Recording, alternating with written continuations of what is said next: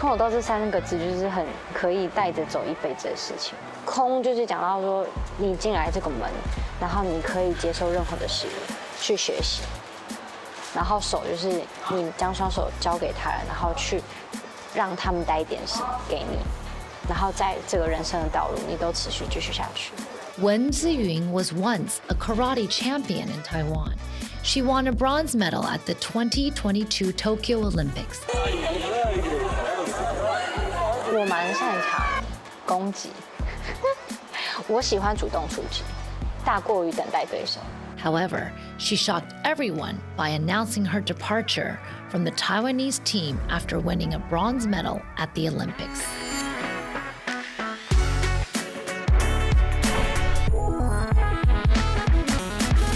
This remarkable athlete was overlooked by coaches when she was young. Now, with 2 gold medals at the Asian Games and 1 bronze medal at the Tokyo Olympics under her belt, she has certainly proven her detractors wrong. Wen Ziyun has spent her entire life in karate. What has this sport taught her? How has the spirit of karate shaped her personality and given her the courage to face setbacks? Let's listen to Wen Ziyun's story together.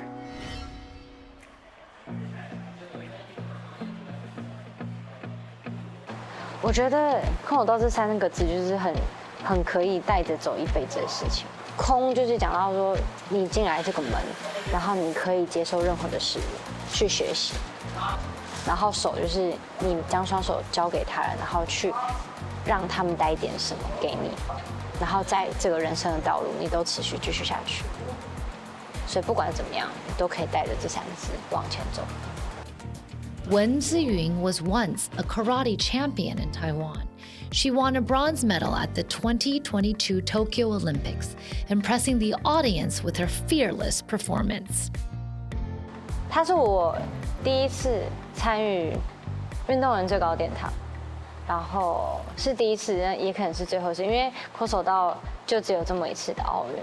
那我在准备的时候，其实也经历了很多。也体验了很多不同的状态，包含媒体的关注度啊，跟资源的涌现呐，或者是你在练习的时候那个张力啊，跟到了奥运舞台，然后去到那个环境的所有的状态都是很新的体验。然后你知道你在这边是多么不容易。Before winning the Olympic bronze medal, Wen Ziyun had already undergone over 20 years of training. Karate, not generally an Olympic sport, was added specially for the Tokyo Olympics, so Wen had to overcome various challenges to earn her spot on the mat. 就看他把那个护具掀起来，然后他又马上盖回去，盖回去之后他就在大哭。我想说发生什么事情，然后他整个手就是一直护着他的脚。我说你要让我看一下，我就讲大哭，他真的是大哭，然后就一边安抚他，然后一边就是把他的手拉开，然后再看那个护具下面。可是那时候就是血就已经渗出来，就是已经渗到地板上。我说哇不妙，对，然后就赶快冲去，就是拿冰块啊什么的，就是脑袋里面就闪过一切的那个止血的方法，大家都很着急，印象深刻啦。就有一个拉巴特嘛的比赛，好像是里斯本，就是奥运最后一场的积分赛。我2020年那一场最后一场的比赛开始，我们那个时候其实遇到疫情，那最后一场的积分赛它其实是取消的，然后取消了之后他就说 OK 积分冻结，直接结算 ，OK 文志颖进奥运了，那我们就耶这样，然后后来因为疫情延了1年，公布延了1年之后，他们说。不算，这个资格不算了。我们明年再重新打一场比赛，对，所以隔了1年，我又再重新打了那一场积分赛。但是我在打那场积分赛的时候，我第一场就输了，因为在因为在疫情的那个阶段，其实我们是完全不能出国，然后也没有任何比赛的，所以那一段时间对我来说非常难熬。然后又在准备那场比赛的时候，要去的时候，其实我是非常想要的，对。那我觉得我可能得失心太重，我太想要赢的那种感觉，所以反而我的状态不是很好。最后一次的奥运积分赛，它是原本只要可能打赢1、2场，他拿到的积分就足够让他保证进奥运。但是后来他在那场比赛，他第1场就输掉，对，意外的输掉。但是其实也不算意外，他输给的是那一届奥运冠军。对，那时候其实他就是心里也是蛮挣扎的。In karate competitions, there are only 180 seconds. During this time, athletes must seize the opportunity to strike with no room for hesitation. 我蛮擅长攻击，我觉得我是很直觉型的选手，跟感觉型的选手，就是只要我觉得距离到、时间到，只要那个 moment 对了，我就会赶快出手，因为我不喜欢，我喜欢主动出击，大过于等待对手。我是比较积极型的选手。回旋踢的话，它就是你膝盖抬起来，然后直直的踢出去。但勾踢的话，就是你膝盖要先绕到旁边去之后，然后一圈之后再抬起来，然后踢到对手头，然后再收档。所以就有点像是你要画一个圈圈，然后再放下来这样。然后那时候我就爱上了这个动作，我就狂踢。然后后来在比赛的时候，我就常常用，然后那我来试一下上，然后越踢越上手，然后后来就常常得分。后来它就变成我的得意技，然后也是我最爱的动作。我在比赛的时候的状态是，一开始开始的时候，我就想着说我要怎么样去得分，对，然后找不到机会，然后怎么找机会，就是可能就是透过自己的牵制对方，然后看对手牵制我，看有没有什么机会。我就是要占据这整场，我是可以带领大家，带领这一场的节奏的人。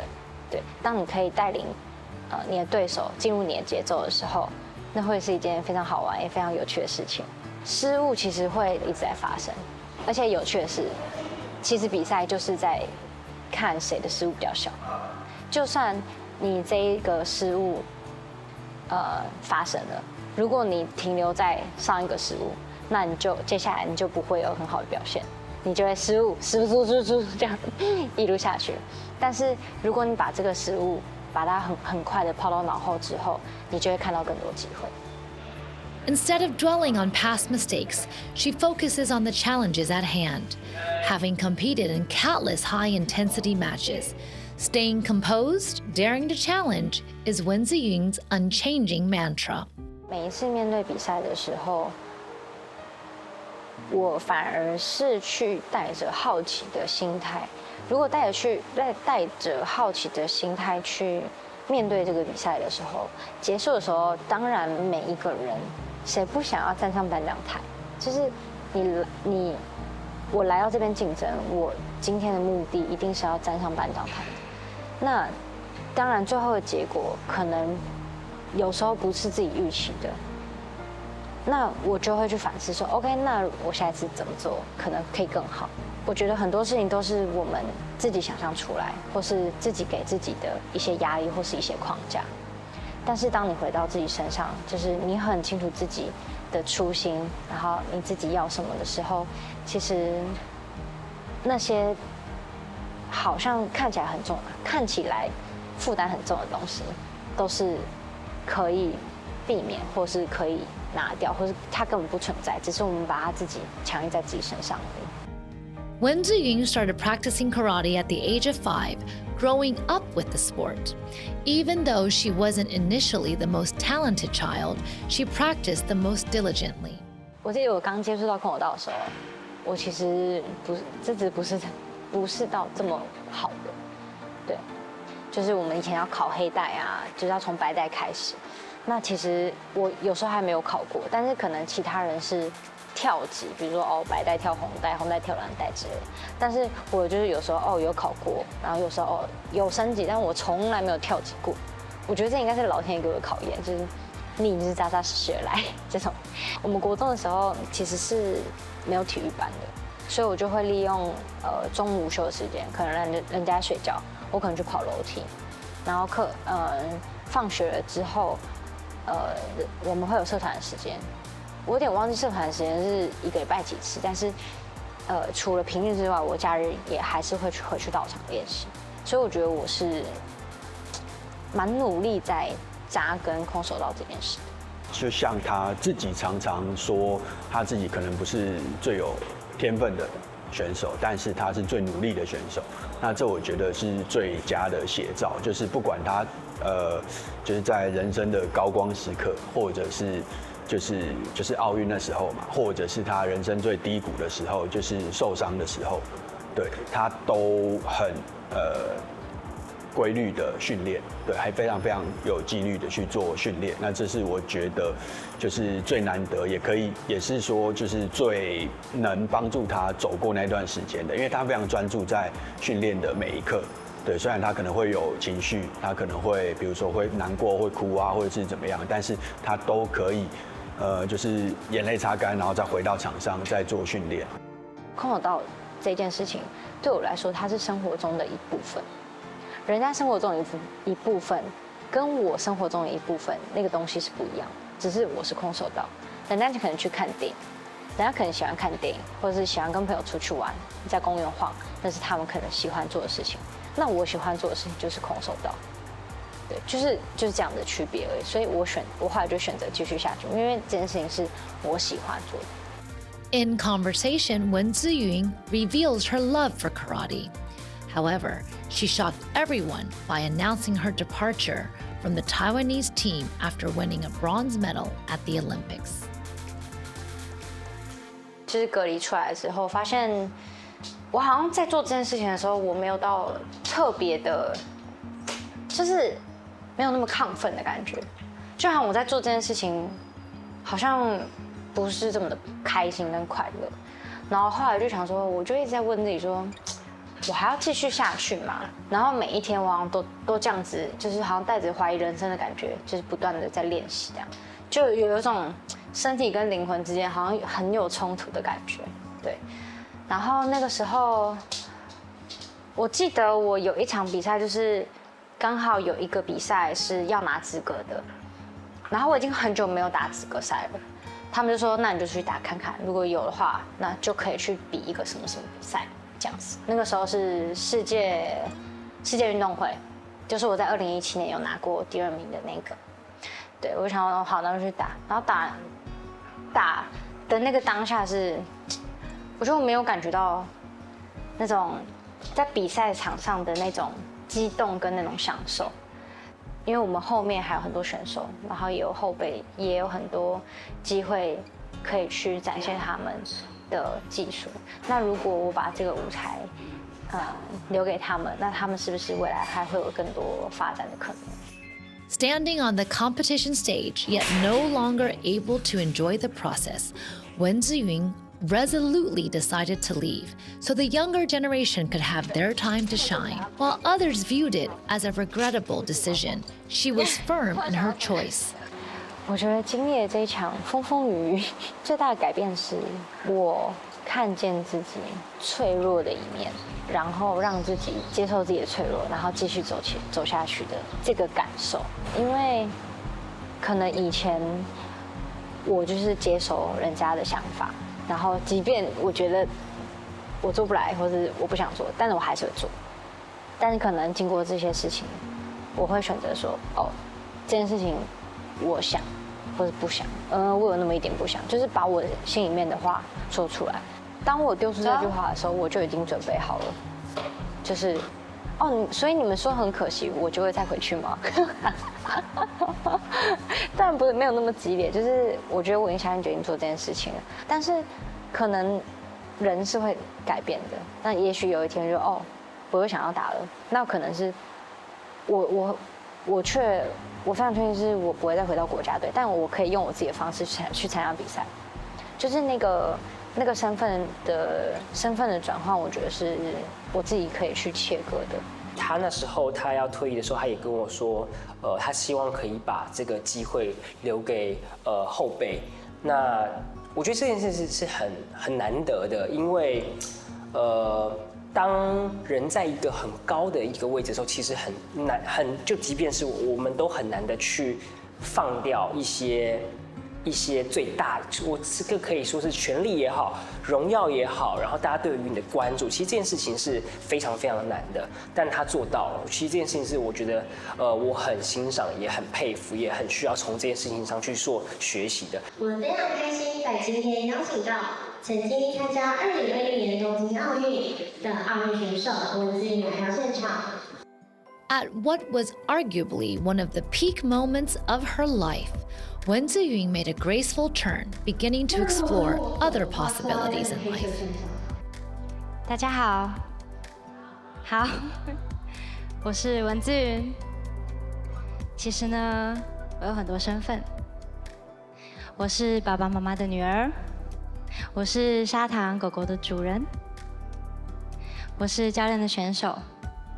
我是两性平等委员会的委员，我是瑜伽老师，我是空手道选手，我是空手道奥运铜牌。如果你问我喜欢哪一个身份，那我会在这边跟大家说，其实每一个身份对我来说都很重要，因为他们是成为我是谁很重要的养分。我觉得姿云她展现了女性不同的面向的。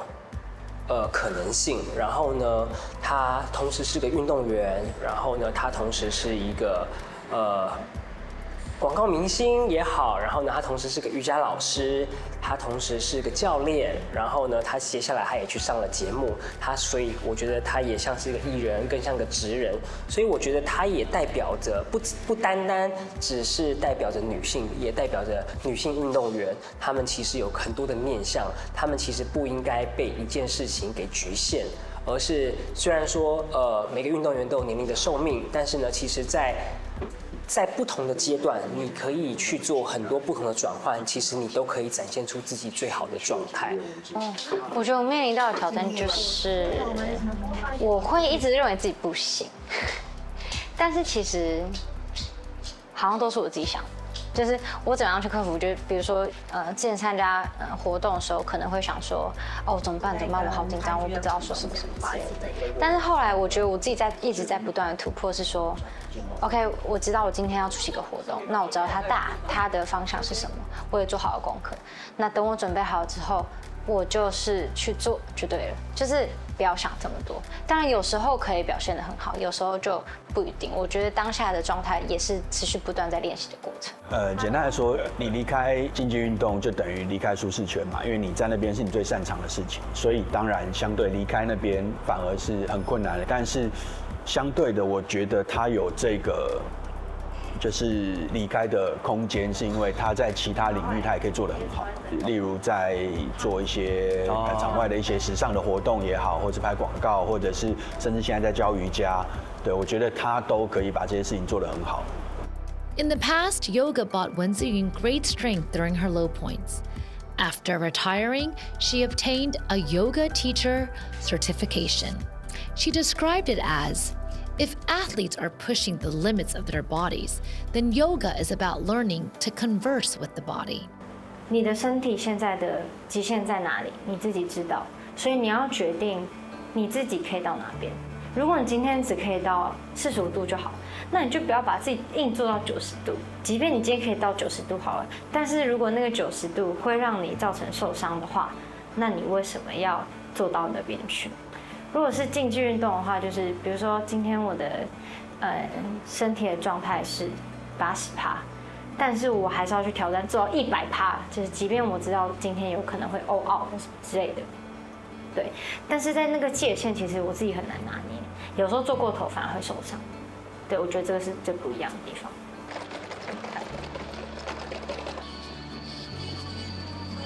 台北的事情比较多，所以后来就有时候选拔，之前有选拔的时候，我有来当工作人员，然后有看他们比这样。Returning to the National Sports Training Center in Zuying.Wen Ziyun spent most of her time here during her days as an athlete. Her dedicated physiotherapist, Xiao Gu, was one of the most important partners in her athletic career. 在我运动生涯过程中，我觉得很重要的其中一个当然就是教练，再来就是我的防护员，因为他是最了解我身体，同时是身体跟心灵状态的，尤其是小姑。然后为什么奥运说一定就是想要他跟我一起去？原本他是没有放在名单里面的，对吧？我记得，对。然后后来我是觉得，就是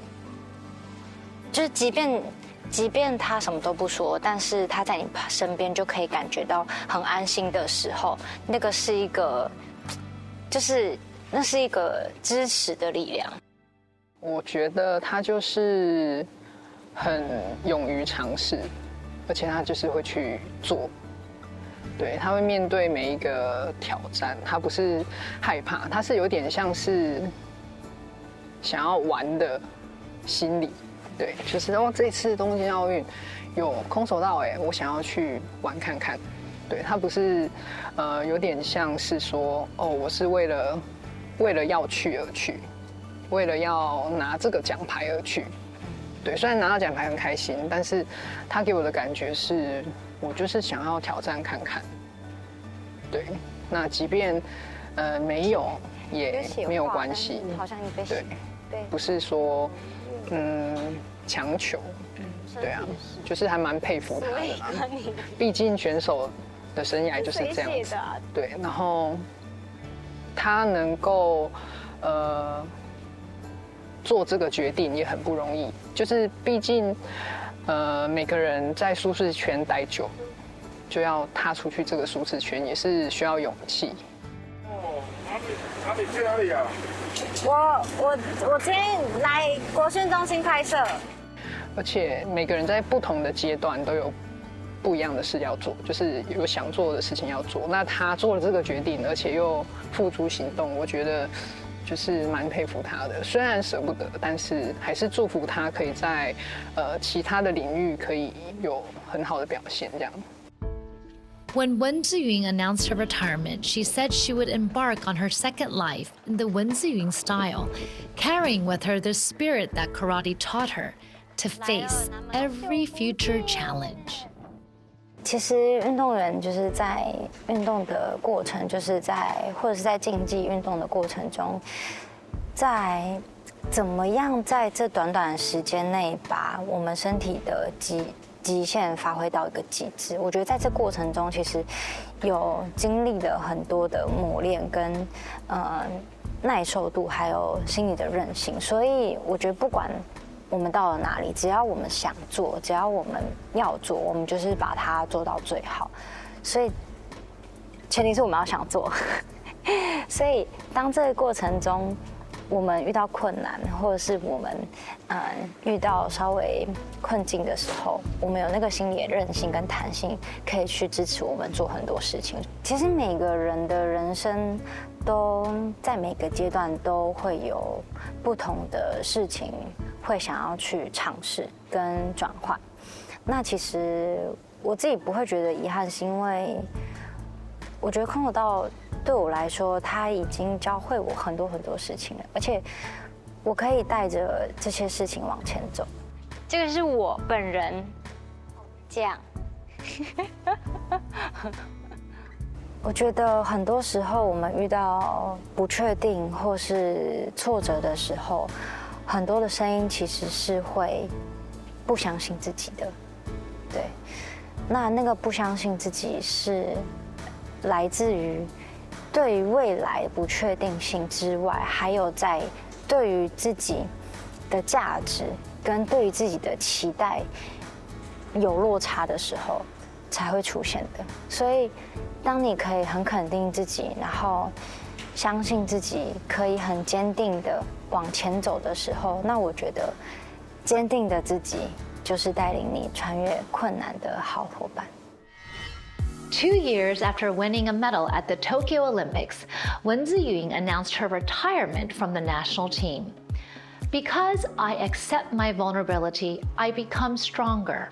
This mindset enabled Wen Ziyun to continuously face setbacks on the mat and continue fighting. It's also this attitude that empowered her to bravely shed her identity as a national athlete and embrace a new chapter in her life. Whether in the karate dojo or the arena of life, Wen Ziyun always knows her position well and understands the techniques and steps she needs to take next. This steadfast and fearless spirit is truly impressive.